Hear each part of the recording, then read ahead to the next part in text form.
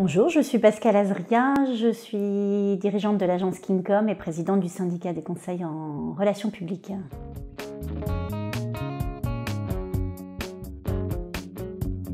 On ne peut pas parler de grands changements en 2020, mais plutôt d'accélération. C'est un peu ce qui s'est passé d'ailleurs de manière générale avec cette crise et ce confinement. C'est une accélération de tendances fortes.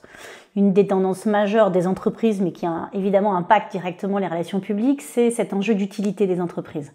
Alors pour certaines, il a fallu définir une utilité, pour d'autres en tout cas, la valoriser, la construire, apporter des preuves.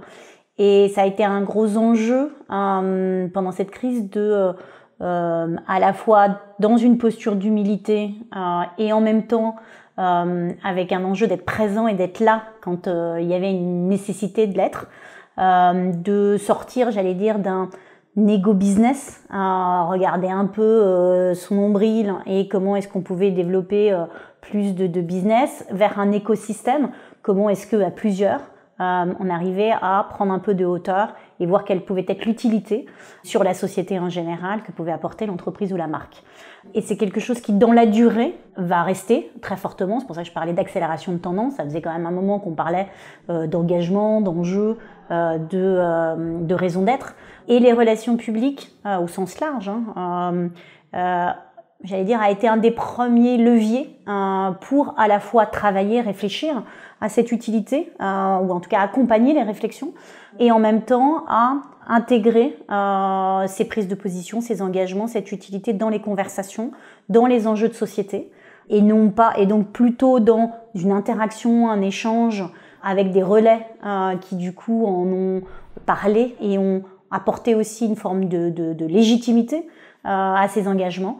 Et en fait, ce qu'on se rend compte, c'est pour ça que je disais accélérer, c'est que c'est une attente encore plus forte de la part des citoyens, de la part des consommateurs, qui va continuer à se développer et surtout qui va être extrêmement attendue sur cette fin d'année et sur 2021.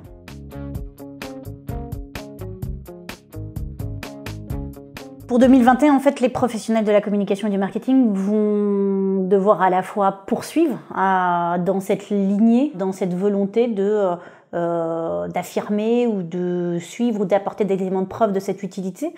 Donc il va falloir surtout faire en sorte que ce soit pas un one shot à un moment donné parce que c'était attendu par la société, mais plutôt poursuivre dans cette voie.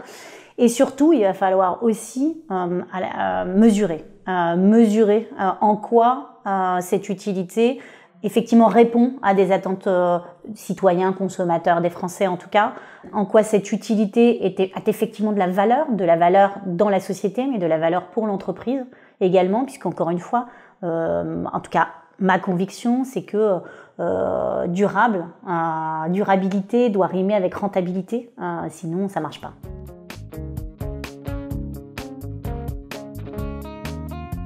On va avoir sur cette année 2021 et même déjà un enjeu effectivement de mesure et de valorisation. Moi, je suis persuadée que tout ce qui ne se mesure pas vaut zéro. Et c'est vrai tant pour du consumer, du business, que sur du corporate.